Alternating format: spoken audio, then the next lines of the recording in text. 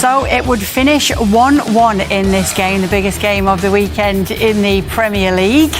Frank Leboeuf was watching it. This is what it does mean, because Chelsea knew that it could have moved to within 3 points of the Premier League leaders if they were to get a victory here. But as it stands right now, it is 6 points behind them. Arsenal still top of the table. Let's hear from both managers speaking after the game.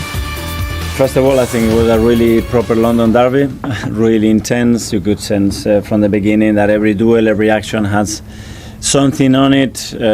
Two teams very willing to win, and not much football. It was a lot of restarts, a lot of free kicks, stops, a lot of yellow cards. So not a lot of fluidity. But after the sending off of Caicedo, obviously we wanted to settle the game. We didn't manage to do that. We had more yellow cards. We had 4 yellow cards. 11-11, I think we were a better team than them. We managed the game, we controlled the game, we create chances, and we didn't concede nothing. And then the red card changed a little bit the dynamic, but even with that, I think the way the players dealt with that has been outstanding.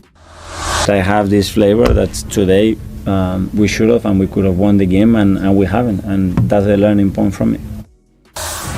Frank Leboeuf joining us now. Let me start with you, Craig, though. I want to pick up on what Maresca just said there. 11 against 11, we were the better side. I wouldn't disagree with that. I think they looked a little bit more, without really, flexing their muscles, they looked a little bit more controlled with 11v11. I thought Chelsea did a great job today.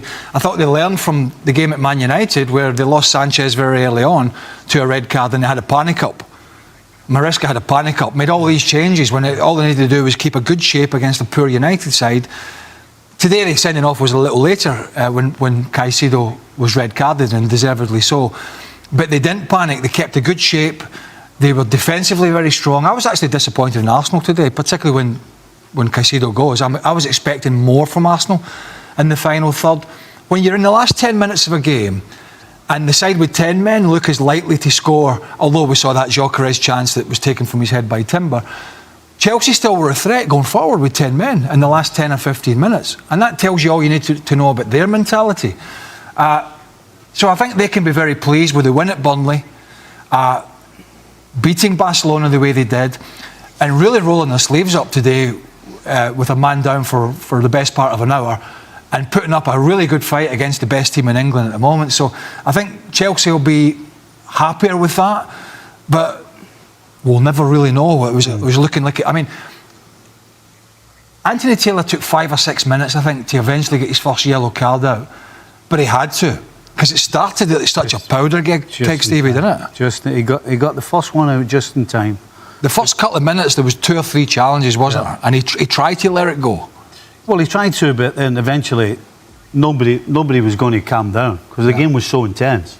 And those challenges that were coming in, eventually somebody was going to get hurt. And so him bringing out the yellow, now it didn't change the intensity. Other than Caicedo, I would suggest that everybody was a little bit more careful, but certainly the intensity. And Chelsea, I was impressed with Chelsea big time. I think this game showed that Chelsea have taken a step forward. A team that we weren't quite sure what we were going to get. Well, today they've set the standard for themselves today. They showed us what they've got up until the red card. They showed the intensity, the being brave, closing the ball down. They did every single thing that you would wish. And then to go down to 10 men and then produce the performance they did as well. Craig said they looked as likely to score as Arsenal did at the end of the game. So they've now set a standard for themselves. And if they can achieve that standard every time they step on the field, then they could be a challenge for this title. You've got to give the manager some credit, and he hasn't obviously won the Conference League, and I'm not even going to say it. We know, in the summer, they won the shiny trophy. That tournament in the summer in the United States. But, there's been other managers more experienced than him have had a pop at this Chelsea side. Now, there's 1 or 2 changes. Obviously, Esteval's come in and they've got a big squad, but he's gone in there, and as Stevie said, thus far he's taken them to another level where, Frank was on last week, we were saying, well, this is going to be a gauge of where Chelsea are. Not beating Barcelona so much, because Barcelona have really struggled defensively and Araujo gets sent off. But if they could do something to Arsenal that not many others have done, certainly only really Sunderland this season, then that might be a better barometer of where they are. And I actually think today, It was sent to the Chelsea players and the Chelsea manager. We can go toe-to-toe with most teams. But as I say, I think I heard in the commentary, 7 red cards in 15 games. Fourth red card of the season. And 1 for the manager recently as well. So you can't... That's going to drag you back like a giant parachute. I mean, there's just no getting away from it. And if you remember Arsenal, maybe 3 years ago, 4 years ago, their discipline was a problem with red cards. And they've kind of tidied that up. I think Chelsea need to tidy it up. But in terms of the performance and how they go about it, as Stevie said, they were pretty impressive today. I mean, you do wonder, don't you, Frank, had they not received that red card and how costly it did end up being for them. When we saw how the game ended, could they have had a better result had they kept Caicedo on the pitch? And it was 11 against 11. Well, as Craig said, it's hard to say. Yeah, maybe, and we can hope that they could have a better result because they did better than Arsenal. I think Arsenal lost 2 points, playing 10 against 11, but otherwise, sometimes we didn't see the difference. We didn't see that Chelsea were 1 man less, and they worked so hard, and they were all together. I mean, the back line, and you can add Malo Gusto or Reece James because sometimes they change positioning, and Sanchez. They were so strong. I think Chelsea showed today, as I said last week, and I was expecting that they got a little bit more mature in terms of games. Yeah, in terms of discipline, they still have to grow. But what I saw today was a team capable of fighting against the best team in England, and maybe, certainly one of the best team in Europe. What Bayern Munich wasn't capable of doing 11 against Arsenal, Chelsea was capable of doing it 10 against 11. They were capable of fighting against a team who know how to be aggressive in a good way, how to challenge the opponent, and Chelsea were even doing better than them. So it says a lot about the performance of the Blues, and as I say, at the end of the day, Enzo Marica should be proud of what he did today with all the players, and I think the Arsenal coach, should be upset about his team not being capable of getting the 3 points. But they've still kept 5 points, haven't they, between them and City and 6 and Chelsea. So it's not, it just wasn't. They didn't take advantage of a scenario that unfolded in front of them as good as they probably should have. I mean, Saka had that moment where he created the goal, where he dropped the shoulder, but Cucurella, who, he looks, when you watch him, he's just extremely annoying, but he does a good job. I mean, he got booked early on, and then he still managed to get tight to Saka without crossing that line, which is very difficult. I know. The thing with Arsenal, though, is, as great as they've been and as good as they look, you've got to kill teams off. You can't, if you want to win the title, you can't leave teams hanging around, and that's what they've done today. I understand that 11v11, the intensity, it was great to watch. I mean, there wasn't a lot of fantastic football, but as a spectacle, I really enjoyed it. Have you seen them that uncomfortable this season? It's not uncomfortable that's bugging me. What's bugging me is when they equalised, I expected Arsenal to be fired up even more. You get the equaliser, you're playing against 10 men, you should be absolutely driving at the opposition and hammering them into the ground and knocking the ball around quickly and getting advantage of the 10 men. Instead, you see Saka creating the first goal. He never saw the ball for about 10 minutes. Why don't you get him the ball? And then you've got Timber started getting in his way, so Saka then comes inside. Now, as I said, you've just gotten the goal from getting the ball to Saka, but then he doesn't get it. And then Madueke, this was too much for him. This is a guy who, at Chelsea in particular, which is why Arsenal bought him, when he got the ball and he faced up with his opposition, he went after them. He looked scared today. It looked like it was too big. It was too big for him to step onto that Stamford Bridge field. And the biggest thing that annoyed me... The biggest thing, Frank, that annoyed me, there's about 20 minutes to go, it's 1-1, you're playing against 10 men, and you're letting Chelsea walk out with the ball and knock it. The 2 centre-backs are knocking it side to side, and nobody's closing the ball. I mean, really? If you want to win the title, you've got to go and win it. Nobody's going to give it to you. And you're a man up, and you're standing off. That makes no sense to me at all. Frank? I agree with Stevie. I think the leaders, and I'm talking about Saka, about Eze. They were only for me the shadow of themselves today. We didn't really see them doing what they had to do and what they normally do. Eze was absolutely invisible at the point that Arteta substituted him, and defensively, except Declan Rice, who always is the right guy at the right place and do the right job. The others. Nah, not so much. Well, the fact that Saliba and Gabriel didn't play, it's a big turning point as well. You have to consider that, with all due respect to Mosquera and Nkapie, but it's not the same. It's not the same duo. It's not the same level for me. So it says maybe why Arsenal, on especially set pieces, corner kicks, didn't get anything from there. How big an impact is that, not having Saliba for this game? Yeah, but they didn't have to do. I mean, there might have been a bit of bad marking from the goal, but they didn't have to do. I don't remember them making that many mistakes. I don't think that was their issue today. I think their issue was when Chelsea go down to 10 men, that Arsenal don't push on and take advantage of that. I don't think this has anything to do with two centre-halves being out. Because they took João Pedro off, don't forget, because once they go down to 10, he's not really getting much ball, and then Liam Delap comes on, he's a bit of a battering ram. So it was relatively comfortable for them in that respect.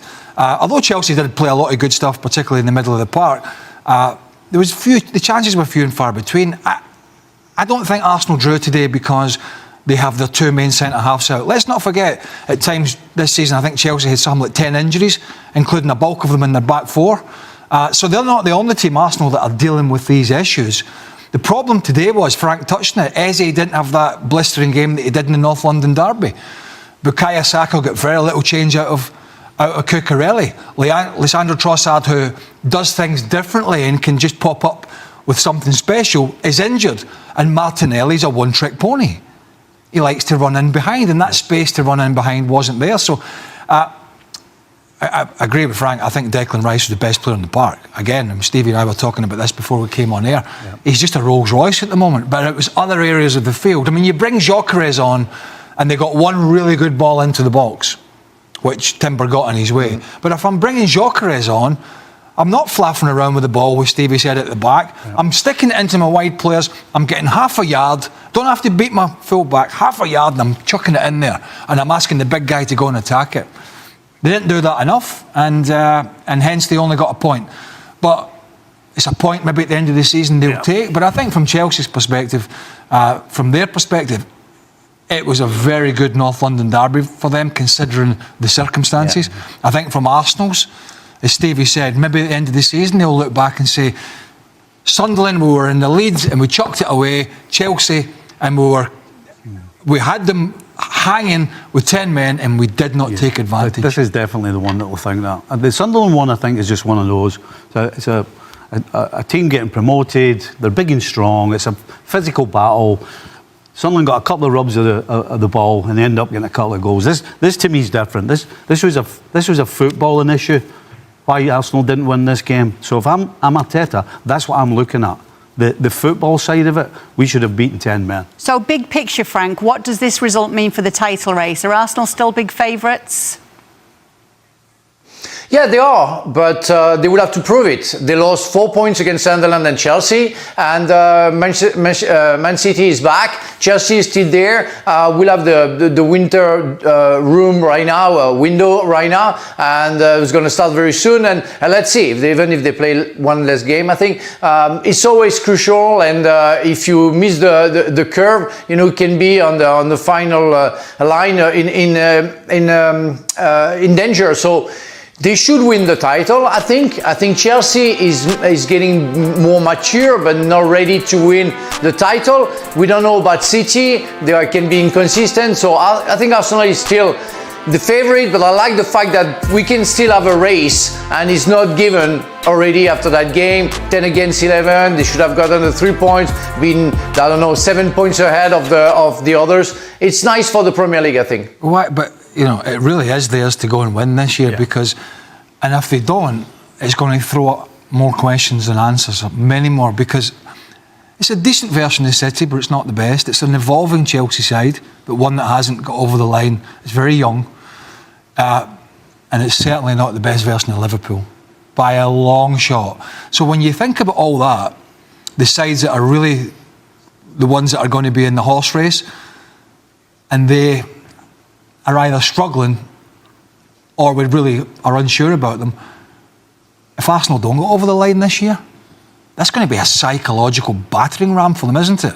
Because they are the strongest in this league at the moment by a stretch, in terms of the squad, in terms of the performance.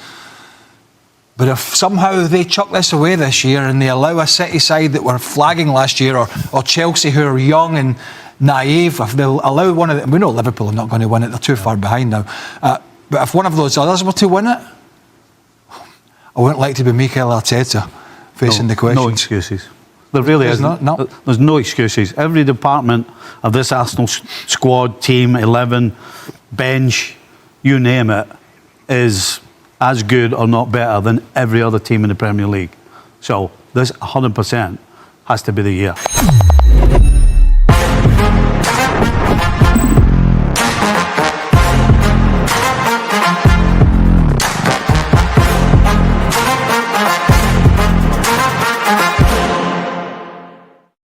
Right then, Chelsea fans, let's talk about what we've just witnessed at Stamford Bridge. A proper London derby, the biggest match of the weekend, and honestly, we've got ourselves a massive statement here. 1-1 against Arsenal. Now, before anyone says it's just a draw, let me stop you right there. This wasn't just any draw, was it? We went down to 10 men before halftime after Caicedo's sending off. Deserved red card, studs up, can't argue with that one. And we still matched the best team in England blow for blow. Arsenal are top of the table, haven't lost since that early defeat to Liverpool, and we had them absolutely rattled with 10 men. Think about that for a second. Arsenal, with their numerical advantage for nearly an hour of football, couldn't break us down. They huffed and puffed, but our lads showed something special today. The spirit, the determination, the tactical discipline, it was all there. And if you're enjoying this analysis and want more Chelsea content breaking down every match, make sure you subscribe to the channel and hit that notification bell so you never miss our post-match reactions. Trevoh Chalobah got us ahead just after the restart with a brilliant header from Enzo's corner, and even when Marino equalized for Arsenal, we didn't fold. We looked as likely to nick a winner as they did in those final minutes. That tells you everything about where this squad's mentality is right now. Let's put this in context, yeah? We've just come off the back of beating Barcelona 3-0 at the Bridge. Estevão with that absolutely outrageous solo goal. The atmosphere was electric, and we dismantled one of Europe's biggest clubs. Before that, we went to Burley and got the job done, 2-0 away from home. 3 massive matches in the space of 8 days, and we've shown up in every single one of them. This is the Chelsea that Enzo Maresca has been building. 7 red cards in 15 matches is a problem. We can't hide from that. The discipline needs sorting, and Maresca knows it. But when you look at the bigger picture, when you see how this team responds to adversity, how they don't panic when they go down to 10 men like we did at Old Trafford earlier in the season, you can see the growth. The pundits were all over this one, weren't they? Saying Chelsea have set a standard for themselves today, that if we can maintain this level every time we step on the pitch, we could genuinely challenge for the title. And you know what? They're not wrong. We're 6 points behind Arsenal now. Could have been 3 if we'd held on for the win, but we're right in this race. Arsenal should have won this match. They were playing against 10 men for almost an hour, but they didn't have the bottle to put us away. Declan Rice was immense for them, fair play, but where was the killer instinct? We stood toe-to-toe with them, and they blinked first. The title race is absolutely on. Arsenal are still favorites, but they've just dropped points at home to a Chelsea side reduced to 10 men. Manchester City are inconsistent, Liverpool are too far behind, and we're getting better with every match. This performance proves we belong in this conversation. We've gone from a team people weren't sure about to genuine contenders, and it's happened right before our eyes.